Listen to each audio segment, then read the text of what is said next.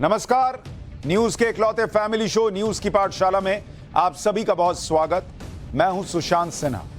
ये वो पाठशाला जहां सबकी क्लास लगती है। सबसे पहले आपको बताता हूं कि आज पाठशाला में क्या क्या है और कौन कौन सी क्लास लगने वाली है। मोदी पर निगाहें, लेकिन निशाना राहुल गांधी पर। केजरीवाल ने क्या डबल गेम खेल दिया है? आम आदमी पार्टी को छोड़ती कांग्रेस, उससे पहले केजरीवाल ने कैसे राहुल गांधी को ही निपटा दिया, आज उसका चैप्टर है। मोदी को घेरने के लिए केजरीवाल ने खुद अपनी पोल खुलवाई है क्या, इसके बारे में भी आपको बताऊंगा। साथ ही प्रधानमंत्री मोदी के वो दो काम जो बड़े बड़े नहीं कर पाए, आज उनके बारे में बताऊंगा। जितनी 186 देशों की आबादी नहीं है, उतनों की तो मोदी ने गरीबी मिटा दी। आप सुनेंगे और देखेंगे, जानकारी तो हैरान रह जाए। इसके अलावा मोदी ने रुपए को ऐसा कैसे चमकाया कि डॉलर रो रहा है। फिर उन चमत्कारों की बात जिसके सामने बाबा बागेश्वर भी फेल हैं। वो मंदिर जिनका चमत्कार, जिसकी चर्चा होती है, उसे देखकर आपके होश उड़ जाएंगे।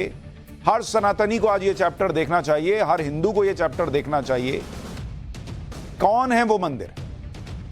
इसके अलावा चीन को निपटाने के लिए मोदी कौन सा नया हथियार ले आए हैं, और दुबई में पाकिस्तानी झंडे की बेइज्जती का सच क्या निकला, यह आखिर में बताऊंगा। लेकिन पाठशाला शुरू करने से पहले दिन भर की बड़ी खबरों का रिवीजन रोज की तरह, उसके बाद पहला चैप्टर।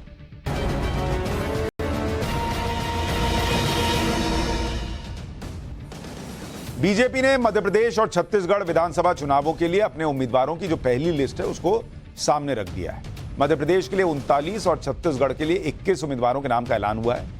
दोनों राज्यों में इसी साल विधानसभा चुनाव होने। विधानसभा चुनाव को लेकर राजस्थान बीजेपी ने संकल्प पत्र समिति और प्रबंधन समिति की घोषणा कर दी। बड़ी बात यह है कि दोनों समितियों में राजस्थान की पूर्व सीएम वसुंधरा राजे का नाम शामिल नहीं है। 25 सदस्यों की संकल्प पत्र कमेटी में केंद्रीय मंत्री अर्जुन राम मेघवाल को संयोजक बनाया गया है, जबकि 21 मेंबर्स की चुनाव प्रबंधन समिति में पूर्व सांसद नारायण पंचारिया को संयोजक की जिम्मेदारी दी गई। कांग्रेस का दामन छोड़ चुके पूर्व केंद्रीय मंत्री गुलाम नबी आजाद का एक वीडियो सोशल मीडिया पर वायरल हो रहा है। इस वीडियो में गुलाम नबी आजाद जम्मू कश्मीर के लोगों से कह रहे हैं कि हिंदू धर्म इस्लाम धर्म से बहुत पुराना है और देश के ज्यादातर मुसलमान पहले हिंदू ही थे। इतना ही नहीं, गुलाम नबी आजाद ने यह भी कहा कि 600 साल पहले जम्मू कश्मीर में सिर्फ कश्मीरी पंडित थे, जिनमें से कई कन्वर्ट होकर मुसलमान बने। चंद्रयान 3 का चांद की सतह पर उतरने का काउंटडाउन शुरू हो गया है। आज इसरो ने चंद्रयान के प्रोपल्शन मॉड्यूल से उसके लैंडर मॉड्यूल को सफलतापूर्वक अलग कर दिया। लैंडर मॉड्यूल में लैंडर और रोवर मौजूद है। अब यहां से आगे का सफर विक्रम लैंडर को अकेले तय करना है।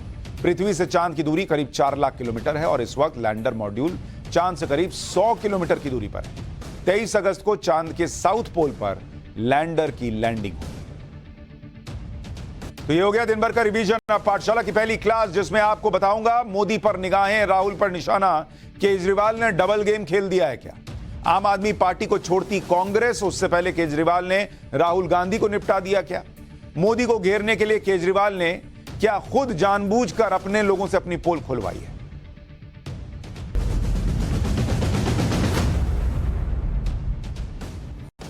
कल पाठशाला में हमने आपको बताया था कि कैसे राहुल गांधी ने अरविंद केजरीवाल को झटका दे दिया है और संकेत दिए गए हैं कि केजरीवाल के साथ कोई गठबंधन नहीं होगा। लेकिन आज बारी केजरीवाल की थी, क्योंकि केजरीवाल जी के अरमान तो इस देश के बाकी किसी नेता से कहीं ज्यादा प्रबल।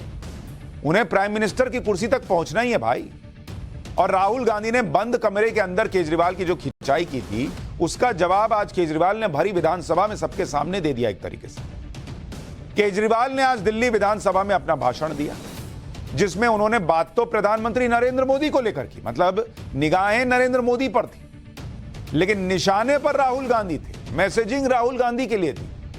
क्योंकि आप देखिए कि संसद में जिस तरह से राहुल गांधी ने सिर्फ मणिपुर की बात की और पीएम को इस पर घेरा था, यह दिखाने के लिए कि भाई नरेंद्र मोदी को कोई टक्कर दे सकता है तो वो राहुल गांधी दे सकता है। वैसे ही केजरीवाल ने आज किया। केजरीवाल चूंकि संसद में तो है नहीं, उनको लगा कि मेरा तो मौका ही निकल गया, मैं कैसे दिखाऊंगा कि मैं नरेंद्र मोदी को टक्कर दे सकता हूं। तो एक सत्र बुलाया गया और केजरीवाल जी ने आज क्या किया सुनिए। क्योंकि केजरीवाल जी तो संसद में नहीं है, इसलिए उन्होंने विधानसभा का विशेष सत्र बुलाया और मणिपुर पर वैसे ही पीएम मोदी को कोसा जैसा राहुल गांधी ने संसद में किया था, क्योंकि सबको यह लग रहा था कि दिल्ली विधानसभा का सत्र है तो मुख्यमंत्री केजरीवाल दिल्ली के मुद्दों की बात करेंगे, दिल्ली सेवा बिल की बात करेंगे। लेकिन केजरीवाल ने वही किया जो वो पहले करते थे कि विधानसभा का सत्र बुलाया और पीएम मोदी को कोसकर निकल गए। केजरीवाल ने दिल्ली के मुद्दों की बात करने की जगह दुनिया जहान की बातें की। मणिपुर से लेकर नेहरू, चीन, अडानी सब पर पहुंच गए। केजरीवाल ने यह सब इसलिए बोला क्योंकि उन्हें लगा कि कहीं मणिपुर के मामले में राहुल गांधी बाजी ना मार ले जाएं, कि देखिए मणिपुर में सबसे टाइट मामला जिसने रखा, जिसने नरेंद्र मोदी को घेरा, वो तो राहुल गांधी है। नहीं बॉस, केजरीवाल को दिखाना था कि देखो मैं कैसे नरेंद्र मोदी को मणिपुर पर घेरता हूं, अडानी पर घेरता हूं।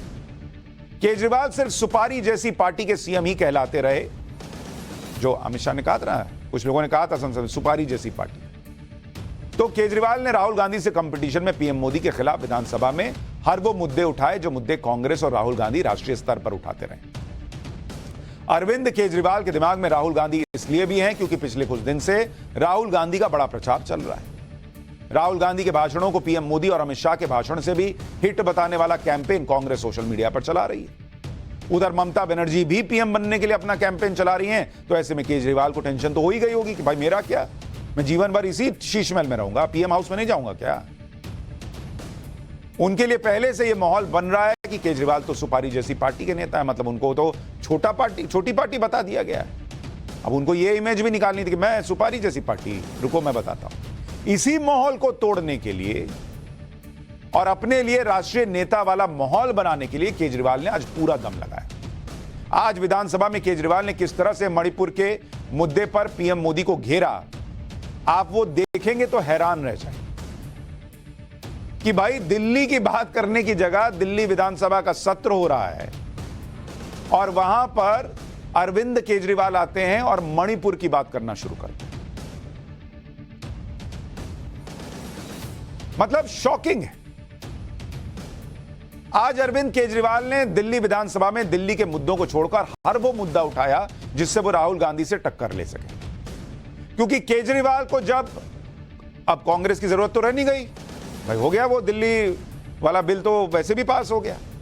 केजरीवाल को कांग्रेस से जो काम निकलवाना था वो निकल गया। केजरीवाल को दिल्ली बिल पर समर्थन चाहिए था, वो मिल गया। दिल्ली बिल संसद में पास भी हो गया, तो केजरीवाल क्यों किसी को कुछ समझेंगे। इसलिए केजरीवाल फिर से अपनी पीएम मटेरियल वाली इमेज बनाने में जुटे, क्योंकि आप देखिए कि आज केजरीवाल जिस तरह से दिल्ली विधानसभा में बोल रहे थे, ऐसा लग रहा था कि बोल केजरीवाल रहे हों, लेकिन स्क्रिप्ट वो है जो राहुल गांधी के लिए लिखी गई। जो मुद्दे राहुल गांधी उठाते रहे वो मुद्दे केजरीवाल ने उठा लिए। जैसे मैं अभी केजरीवाल के भाषण का हिस्सा भी आपको सुनाऊंगा, लेकिन आज पहले केजरीवाल के मुद्दे क्या रहे हैं वो देखिए जरा। केजरीवाल ने आज किन किन बातों पर बोला। मणिपुर, दिल्ली विधानसभा में केजरीवाल जी मणिपुर पर चर्चा कर रहे हैं। भाई कांग्रेस की भी कई जगह सरकारें हैं, उन्होंने विधानसभा का सत्र बुलाया क्या कि हम मणिपुर पर चर्चा करेंगे। ममता बनर्जी ने बंगाल विधानसभा का सत्र बुलाया क्या कि हम मणिपुर पर चर्चा करेंगे। लेकिन केजरीवाल जी को दिखाना था कि देखो मैं मणिपुर पर नरेंद्र मोदी को घेर सकता हूं, तो बुलाए, बोले, कर दिए। चीन पर बोले, दिल्ली विधानसभा में चीन पर चर्चा चल रही है। नीरव मोदी पर बोले, उसके बाद नरेंद्र मोदी के पूंजीपति दोस्तों पर बोले, अडानी का नाम ले लिया। मतलब हर वो चीज अगर वो लोकसभा के अंदर होते तो बोलते, वो सारे मुद्दे केजरीवाल ने जो है वो उठाकर यहां रख दिए। सुनिए अडानी के मुद्दे को लेकर केजरीवाल ने दिल्ली विधानसभा में क्या कहा। अडानी का घोटाला हुआ, एक हिंडनबर्ग रिपोर्ट आई जनवरी के महीने में जिसने पूरे देश में क्या पूरी दुनिया के अंदर हलचल मचा दी। दुनिया का सबसे तीसरे नंबर पे अमीर आदमी था, तीसरे नंबर पे सबसे अमीर आदमी अचानक जो है उसकी, और पूरा बॉम्बे स्टॉक एक्सचेंज तहस नहस हो गया। लाखों लोग लाखों इन्वेस्टर्स का पैसा डूब गया, LIC का पैसा डूब गया, बैंकों का पैसा डूब गया। प्रधानमंत्री जी चुप रहे। अब आप ये भी देखिए कि केजरीवाल अब नेहरू की बातें भी करने लगे। नेहरू के बचाव में कांग्रेस जितना बोलती रही है, केजरीवाल दिखा रहे हैं कि वो नेहरू का बचाव कांग्रेस से भी अच्छा कर सकते हैं। नेहरू को राहुल गांधी जिस ताकत से डिफेंड नहीं कर पाते, केजरीवाल दिखा रहे हैं कि वो राहुल से ज्यादा अच्छे तरीके से नेहरू को डिफेंड कर सकते हैं। अरे भाई आप सुनिए ना, आज नेहरू पर राहुल गांधी ने क्या कहा, फिर आपको सुनाऊंगा केजरीवाल किस तरह से नेहरू पर बोल रहे हैं, उनको डिफेंड कर रहे हैं। आप कहेंगे बॉस नेहरू जी को तो ज्यादा अच्छा राहुल गांधी से केजरीवाल डिफेंड कर रहे हैं। पहले राहुल जी को सुनिए। नेहरू जी की पहचान उनके कर्म है, उनका नाम नहीं। नेहरू जी की पहचान उनके कर्म है, उनका नाम नहीं। नेहरू जी की पहचान उनके कर्म है, उनका नाम नहीं। राहुल गांधी तो नेहरू के परनाती हैं, उनके परिवार के हैं, उसके बाद भी उनका टोन देखिए, एक लाइन में बोल के चले गए कि उनका काम बोलता है। अब अरविंद केजरीवाल का टोन देख लीजिए, जो नेहरू के खानदान के भी नहीं है, नेहरू से दूर दूर का लेना देना नहीं है। बहुत कम ऐसे मौके हुए होंगे जब नेहरू का जिक्र केजरीवाल ने कभी किया हो। वो प्रेस कॉन्फ्रेंस भी करते हैं तो पीछे किसकी फोटो रहती है? बाबा साहब अंबेडकर की और भगत सिंह की। नेहरू की फोटो भी नहीं लगाते। लेकिन आज केजरीवाल नेहरू को डिफेंड करने लगते, जिस तरह से राहुल गांधी खुद नेहरू को डिफेंड नहीं करते, जैसे नेहरू की सियासी विरासत के हकदार राहुल गांधी ने केजरीवाल हो, यह दिखाने का प्रयास कर रहा हूं। एक बार केजरीवाल जी को सुनिए अब जरा। ये लोग पानी पी पी के जवाहरलाल नेहरू को गालियां देते हैं। कम से कम उस जवाहरलाल नेहरू ने चाइना की आंखों में आंखें डाल के उनके साथ युद्ध तो किया था। इन्होंने तो देश को सरेंडर कर दिया चाइना के सामने, और उन्होंने हमारा हमला किया, हमारे 2000 स्क्वायर किलोमीटर एरिया को ले लिया। इन्होंने बदले में चाइना को इनाम दिया। 2018-19 में चाइना के साथ हमारा ट्रेड, हमारा व्यापार 87 बिलियन डॉलर्स का था, उसको 1.5 गुना करके 22-23 में ये 114 बिलियन डॉलर का व्यापार हो गया। यानी केजरीवाल दिल्ली विधानसभा में बोल रहे थे, लेकिन लग ऐसा रहा था कि जैसे राहुल गांधी की स्क्रिप्ट हो और लोकसभा में केजरीवाल बोलने का सपना देख रहे हैं।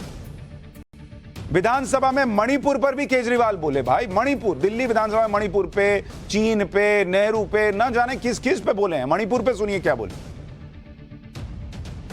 ये केवल भारतीय जनता पार्टी के कुछ विधायक नहीं कह रहे, ऊपर से नीचे तक पूरी की पूरी इनकी सारी सरकारें और उनके सबसे बड़े नेता प्रधानमंत्री श्री नरेंद्र मोदी जी का संदेश है कि मणिपुर से उनका कोई लेना देना नहीं।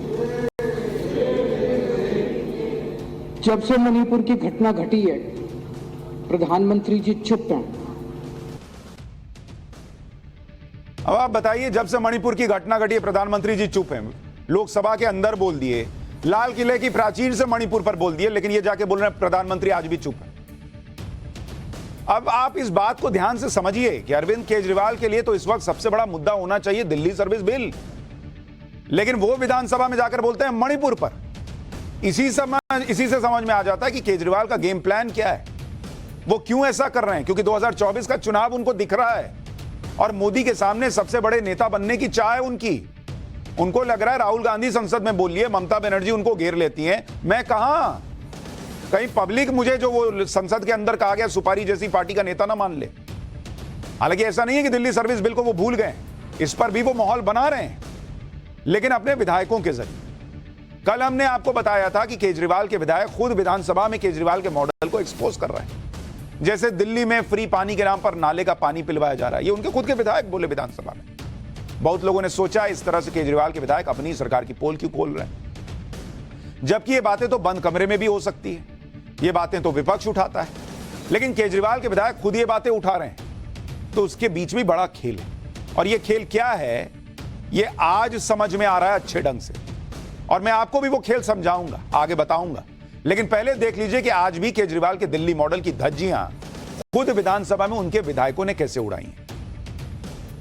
मुझे इस बात का बेहद दुख है, 2 hospital, Delhi state cancer institute और Rajiv Gandhi super speciality hospital, ये दोनों हॉस्पिटल गवर्निंग बॉडी के द्वारा चलाए जाते हैं और गवर्निंग बॉडी के चेयरमैन हमारे दिल्ली के चीफ सेक्रेटरी महोदय हैं।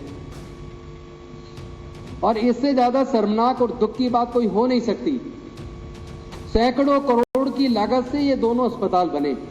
बेहद शर्मनाक बात यह है कि हमारी अफसरशाही की अकर्मण्यता की वजह से, लापरवाही की वजह से जो करोड़ों रुपए की मशीनें दिल्ली स्टेट कैंसर इंस्टीट्यूट में लगी है और Rajiv Gandhi super speciality hospital में लगी है, वो मशीनें बंद हो गई हैं, काम नहीं कर रही है, कोई टेस्ट नहीं हो कोई टेस्ट नहीं हो रहा, अस्पताल काम नहीं कर रहे, डॉक्टर नहीं है। ये सारे आरोप कौन लगा रहा है? राजेंद्र पाल गौतम, विधायक है आम आदमी पार्टी। लेकिन इसमें भी खेल है, वो खेल अभी समझाऊंगा। इसी तरह किरारी से विधायक हैं आम आदमी पार्टी के ऋतुराज गोविंद झा। उन्होंने कहा कि उनके इलाके में एक भी अस्पताल ही नहीं है। लोग संजय गांधी अस्पताल इलाज कराने के लिए जाते हैं, जबकि संजय गांधी अस्पताल दिल्ली का सबसे ज्यादा खराब अस्पतालों में शुमार है। किरारी विधानसभा क्षेत्र में एक भी ढंग का सरकारी अस्पताल नहीं है। किरारी क्षेत्र के गरीब लोगों को इलाज कराने के लिए वहां जाना पड़ता है जो सबसे खराब अस्पताल है। सुनिए वो विधायक क्या कह रहे हैं। एक ऐसी कॉन्स्टिट्यूएंसी को रिप्रेजेंट करता हूं अध्यक्ष महोदय, जहां पे लगभग 8 लाख की आबादी है और हेल्थ सर्विसेज लगभग 0 है, जबकि किरारी एक ऐसी कॉन्स्टिट्यूएंसी है जहां हॉस्पिटल की सबसे ज्यादा जरूरत है। 8 लाख की आबादी हमारी खुद की, और आसपास में भी कोई हॉस्पिटल नहीं है। हमारे सारे लोग जाकर के संजय गांधी जाते हैं, और संजय गांधी दिल्ली का सबसे खराब अस्पताल केवल इसलिए है क्योंकि वहां पर में उसकी कैपेसिटी से 50 गुना ज्यादा मरीज आते हैं। मैं ये जानना चाहता हूं कि प्रॉब्लम है क्या, ऐसी क्या परेशानी है किरारी के अंदर हॉस्पिटल बनाने के लिए? हमारे गरीब प्रवासी लोग क्यों धक्के खाएंगे कहीं पर में, क्यों कहीं पर में धक्के खाएंगे? हमारे आसपास कोई हेल्थ सर्विस नहीं है, पेशेंट्स की हद होती है। हमें हॉस्पिटल की जरूरत है और किरारी में हॉस्पिटल बनना चाहिए, और यही मैं आपके माध्यम से अनुरोध करना चाहता हूं। अब आप सोचिए, आम आदमी पार्टी का केजरीवाल का विधायक खड़ा होकर पूछ रहा है कि किरारी में हॉस्पिटल नहीं है, मैं जानना चाहता हूं प्रॉब्लम क्या है। अरे भाई तो पूछो केजरीवाल जी से प्रॉब्लम क्या है। विधानसभा में खड़े होकर क्यों पूछ रहे हो? क्यों पूछ रहे हैं मैं बताऊंगा अभी आगे। अच्छा ये भी देखिए, बहुत चिंता हो रही है कि हमारे जो प्रवासी मजदूर भाई लोग आते हैं दूसरे बिहार यूपी वाले, उनका ही जिक्र कर रहे हैं कि वो कहां इलाज कराएंगे, जिनके लिए एक वक्त में केजरीवाल जी ने कह दिया था कि यहां सब पहुंच जाते हैं इलाज कराने के लिए। आज उनको चिंता हो रही है कि यही लोग कहां इलाज कराएंगे। अब आप ध्यान दीजिए कि केजरीवाल अपने 2 मॉडल को देश भर में खूब प्रचारित करते हैं। किसका किसका जिक्र करते हैं केजरीवाल भाई? जो केजरीवाल मॉडल है उसमें 2 चीज का ढिंडोरा वो सबसे ज्यादा पीटते हैं। किस चीज का? एक कहते हैं कि भैया हमने बहुत अच्छा मोहल्ला क्लिनिक, ये वो लन फन सब कर दिया, हेल्थ एकदम चमचम कर दिया।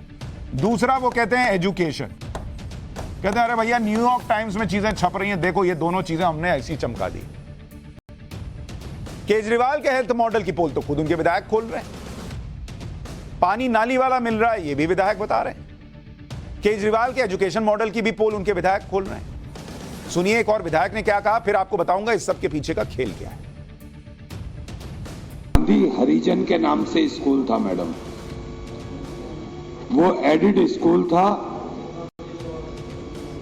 और अब से लगभग 2.5-3 साल पहले गवर्नमेंट ने उसे अपने अंडर ले लिया। मैडम उसकी बिल्डिंग जर्जर हालत में थी, तो गवर्नमेंट ने उसके बच्चों को शिफ्ट किया पीली बिल्डिंग सीलमपुर, जो वहां से लगभग 800 मीटर की दूरी पर है। 2.5 साल से बच्चे उस दूसरे स्कूल की बिल्डिंग में छोटी सी जगह में बैठकर पढ़ाई कर रहे हैं। 26 करोड़ रुपए की लागत से उस स्कूल की बिल्डिंग के 100 कमरे बनाए जाने थे। अब आप सोचिए, दिल्ली में केजरीवाल जी करीब 9-10 साल से सरकार चला रहे हैं। इस तरह का विधानसभा का सत्र आपने कभी देखा है कि उनके खुद के विधायक उठकर बताने लगे कि ना स्कूल ढंग का है, ना पानी ढंग का है, ना हेल्थ सेक्टर ढंग का है?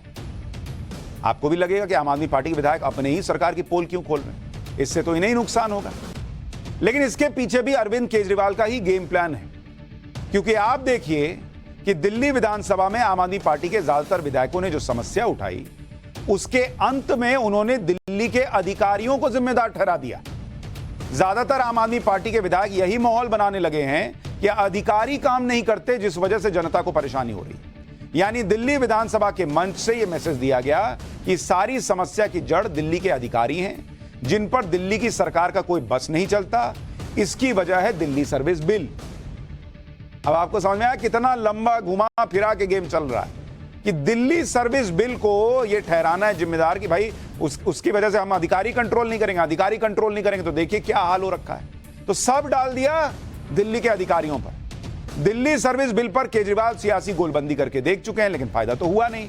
तो अब दिल्ली की जनता को विधानसभा से यह मैसेज दे रहे हैं कि आपकी समस्या अधिकारियों की वजह से सॉल्व नहीं हो रही। दिल्ली के विधायक तो काम करना चाहते हैं, लेकिन अधिकारी आड़े आ रहे हैं। अगर अधिकारियों पर एक्शन, ट्रांसफर, पोस्टिंग का अधिकार उन्हें मिल जाए तो फिर दिल्ली की समस्या दूर हो सकती है। यह मैसेज देने के लिए अपने ही विधायकों से दिल्ली की कमियां गिनवा रहे हैं। अब एक बार फिर से सुनिए दिल्ली विधानसभा में कैसे आम आदमी पार्टी के विधायकों ने अधिकारियों को कसूरवार बताया, तब आपको समझ में आएगा कि यह हुआ क्या है अंदर। कम से कम 7 से 8 सेक्रेटरी उस फाइल को देख चुके हैं। आज भी हालात यही है जो कि हमारी मंत्रालय से क्लियर हो गई, लेकिन सेक्रेटरी साहब के टेबल पे फाइल रखी हुई है और 6 महीने हो गए। अभी हमारे पीडब्ल्यूडी सेक्रेटरी अमरासु जी हैं, उनके पास भी मैं लगातार 3 बार 4 बार जा चुकी हूँ कि जल बोर्ड में पैसा नहीं है। मैं मंत्री जी से मिला, कहते पैसे तो बहुत हैं, मगर फाइनेंस सेक्रेटरी उसे कोई ना कोई ऑब्जेक्शन लगा के रोक देते। आप ये लगाइए, अभी गर्मियों में पानी के टैंकरों को चलाने के लिए डीजल भी नहीं, और हम पब्लिक को क्या समझाएं कि भाई केंद्र में बैठी मोदी सरकार एलजी के माध्यम से कि दिल्ली की सत्ता को चलाना चाहती है अफसरों के माध्यम से, और दिल्ली के तमाम कामों को रोक रही है। तो ये केजरीवाल जी की पॉलिटिक्स का पुराना मॉडल है कि सब नरेंद्र मोदी और एलजी पर डाल दो। वही अब हो रहा है। आप देखिए ना, वो कह ना रहे हैं कि भाई सब कुछ अधिकारी नहीं करने दे रहे। अच्छा, जब दिल्ली में काम हो जाता है, दिल्ली को ये लंदन और अमेरिका और पता नहीं क्या क्या बनाने लगते हैं, तो ये करते हैं। मोहल्ला क्लिनिक ये बनाते हैं, स्कूलों को ये चमकाते हैं, मनीष सिसोदिया चमकाते हैं, वर्ल्ड का बेस्ट एजुकेशन मिनिस्टर बताते हैं। न्यूयॉर्क टाइम्स में आर्टिकल छपता है तो क्रेडिट ये लेते हैं, मैंने किया। लेकिन जहां नाली में गंदा पानी आ रहा है वो अधिकारी की वजह से आ रहा है।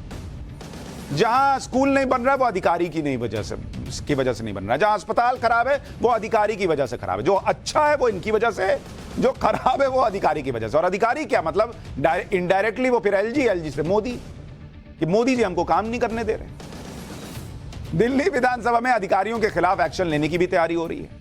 बुधवार को दिल्ली विधानसभा में अधिकारियों के खिलाफ एक प्रस्ताव पास किया गया। यह प्रस्ताव उन अधिकारियों के खिलाफ था जिन्होंने एलजी के आदेश पर सरकार की तरफ से दिल्ली असेंबली रिसर्च सेंटर में नियुक्त 116 रिसर्च फेलोज को हटा दिया। इन रिसर्च फेलोज को यह कहते हुए हटाया गया कि इनकी नियुक्ति के लिए एलजी से मंजूरी नहीं ली गई और नियुक्ति के नियम का भी पालन नहीं किया गया। अधिकारियों पर एक्शन का मामला प्रिविलेज कमेटी को भेजा गया है।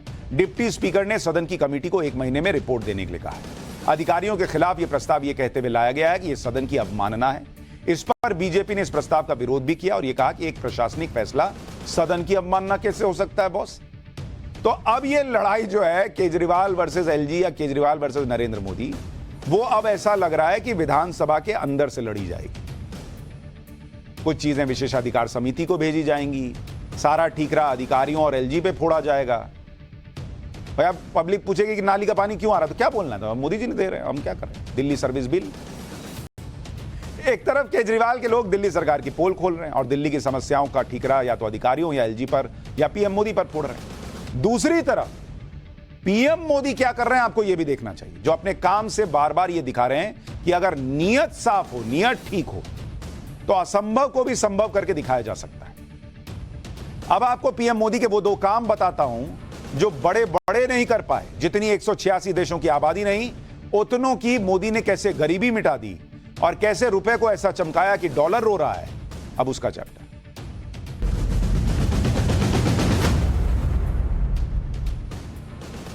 पीएम मोदी के पहले 5 साल के कार्यकाल में भारत में 13.5 करोड़ लोग गरीबी से बाहर निकले।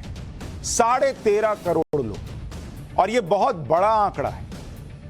13.5 करोड़ लोगों को गरीबी से निकालना यह कोई मामूली बात नहीं है। और अगर आप इसको उदाहरण से समझेंगे तो आपको ज्यादा बेहतर बात समझ में आएगी और आप हैरान रह जाएंगे कि अगर आप देखेंगे कि जब हम कह रहे हैं कि 13.5 करोड़ लोग गरीबी से बाहर निकले, दुनिया में 186 देश ऐसे हैं जिनकी आबादी कितनी है, जिनकी आबादी 13 करोड़ से कम है।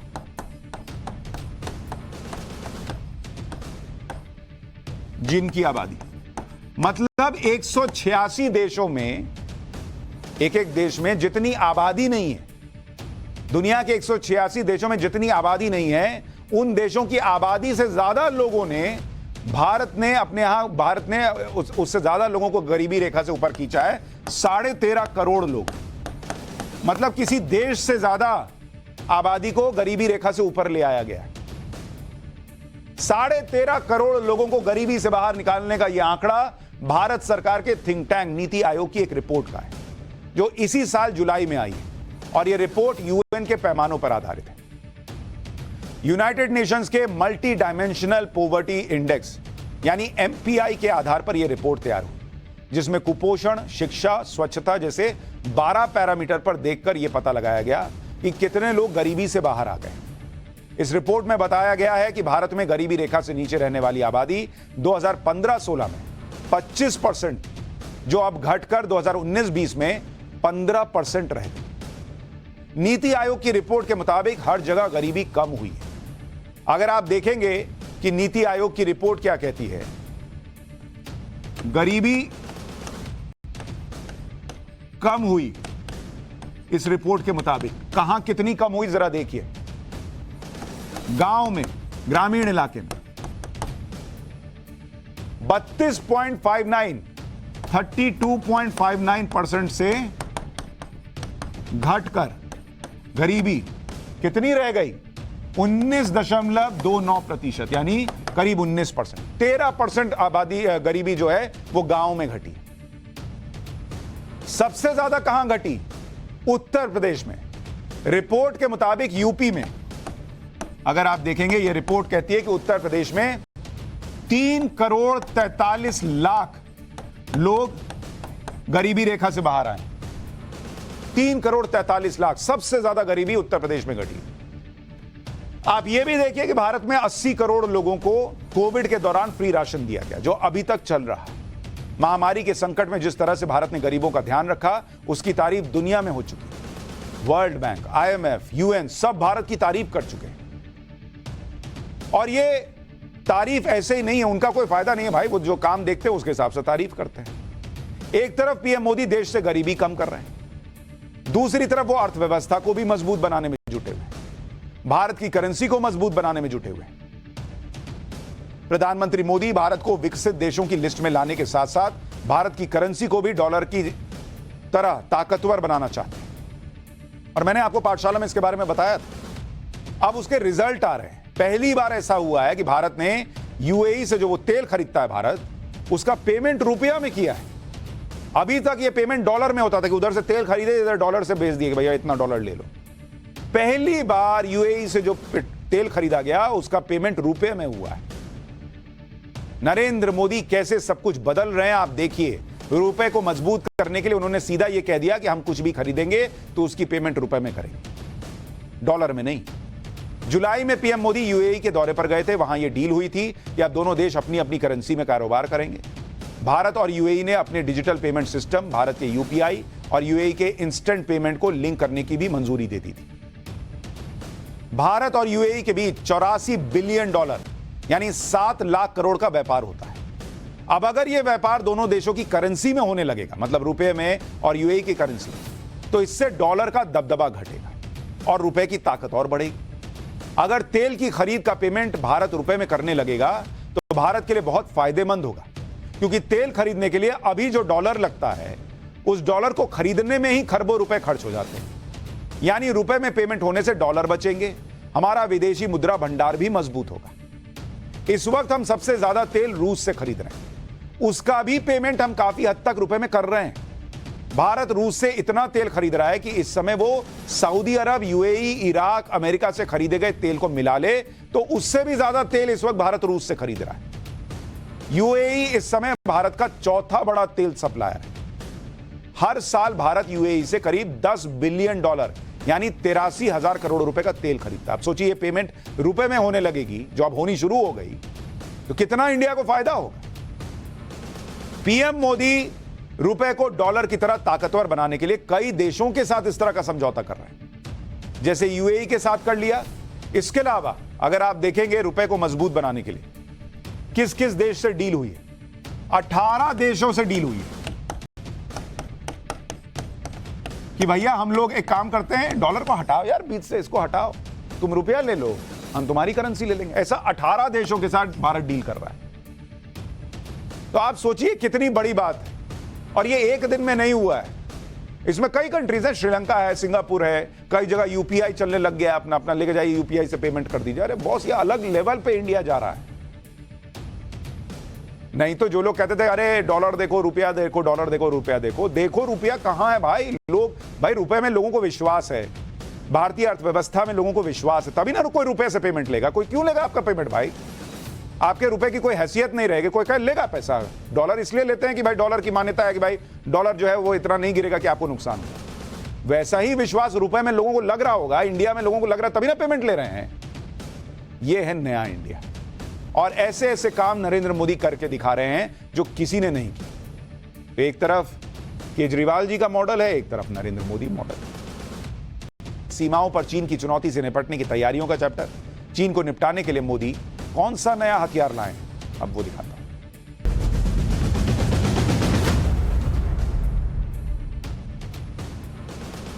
प्रधानमंत्री मोदी लगातार भारत की तीनों सेनाओं को मजबूत बना रहे हैं। इसके बारे में पाठशाला में पहले भी आपको बताया है। आज आपको रक्षा के क्षेत्र में तेजी से आत्मनिर्भर हो रहे भारत की नई ताकत का चैप्टर दिखाता हूं, जिससे चीन और पाकिस्तान दोनों टेंशन में आ जाएंगे। भारत की समुद्री सीमाओं की निगरानी और सुरक्षा के लिए भारतीय नौसेना में आईएनएस विंध्यागिरी शामिल हो चुका है।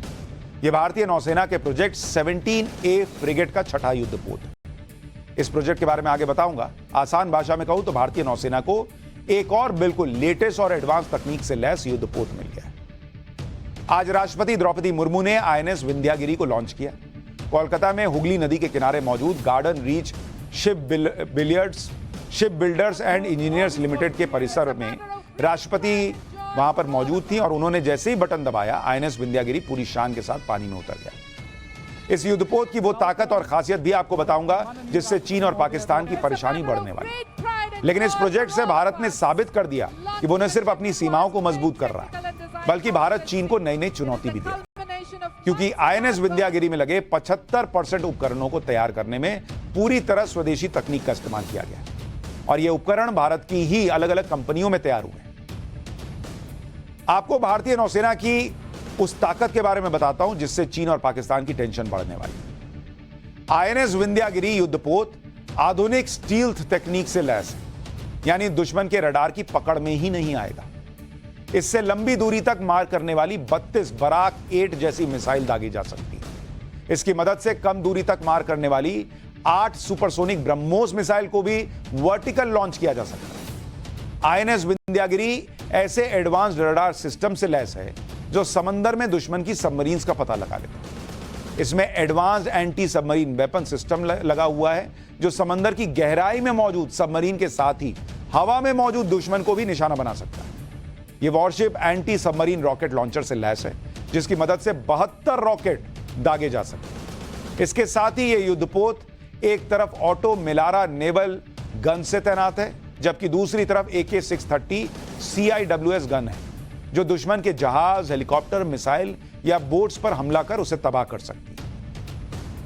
आईएनएस विंध्यागिरी को बंगाल की खाड़ी में हिंद महासागर के आसपास तैनात किया जा सकता है। इससे भारत की समुद्री सुरक्षा कई गुना बढ़ जाएगी। यहां यह समझना भी जरूरी है कि आईएनएस विंध्यागिरी के नाम को लेकर चर्चा क्यों हो रही है। दरअसल यह नाम लंबे समय तक समुद्री सीमा के प्रहरी रह चुके आईएनएस विंध्यागिरी के नाम से ही लिया गया।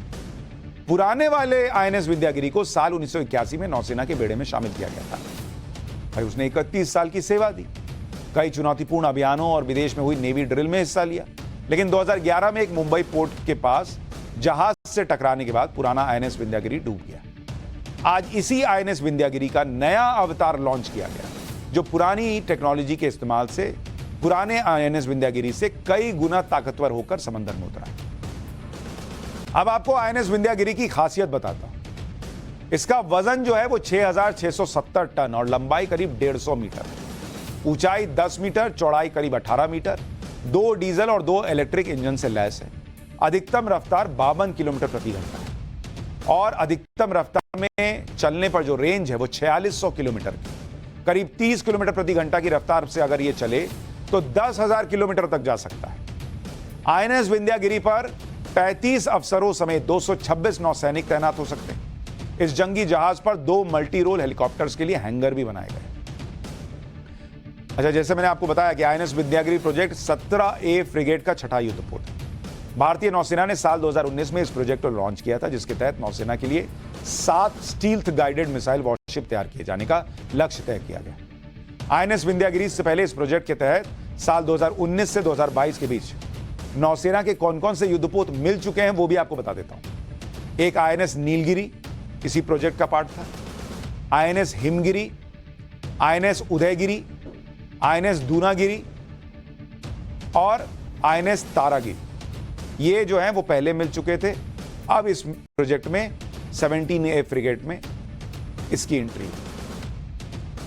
प्रोजेक्ट 17A फ्रिगेट के तहत 7वां युद्धपोत 2025 में लॉन्च किए जाने की उम्मीद है। एक तरफ आईएनएस विंध्यागिरी के शामिल होने से नौसेना की ताकत बढ़ गई है, तो दूसरी तरफ जल्द ही भारतीय सेना को अमेरिका के सबसे खतरनाक कॉम्बैट हेलीकॉप्टर माने जाने वाले अपाचे मिलने का रास्ता साफ हो गया है। अमेरिकी एयरक्राफ्ट कंपनी बोइंग ने भारतीय सेना के लिए 6 अपाचे हेलीकॉप्टर्स का प्रोडक्शन शुरू कर दिया है। अमेरिका के एरिजोना में इन हेलीकॉप्टर्स को तैयार किया जा रहा है। अगले साल तक इन सभी हेलीकॉप्टर्स की डिलीवरी इंडियन आर्मी को हो जाएगी। इससे पहले बोइंग साल 2020 में इंडियन एयरफोर्स को 22 अपाचे हेलीकॉप्टर डिलीवर कर चुका है, जिसके बाद आर्मी के लिए भी बोइंग कंपनी के साथ 6 अपाचे हेलीकॉप्टर की डील हुई। अपाचे हेलीकॉप्टर को टैंक बस्टर कहा जाता है, यानी टैंकों को ध्वस्त करने वाला। अपाचे हेलीकॉप्टर रात के अंधेरे में भी दुश्मन को मार गिराने की ताकत रखता है और 1 मिनट के अंदर 128 टारगेट को हिट कर सकता है। यानी किसी भी चुनौती से निपटने के लिए प्रधानमंत्री मोदी नौसेना ही नहीं बल्कि वायुसेना और थल सेना को भी मजबूत करने में कोई कोर कसर नहीं छोड़ रहा है। तो भारत की ताकत तो बढ़ रही है, भारत की शान बढ़ रही है, भारत की इज्जत दुनिया में बढ़ रही है, लेकिन ब्रेक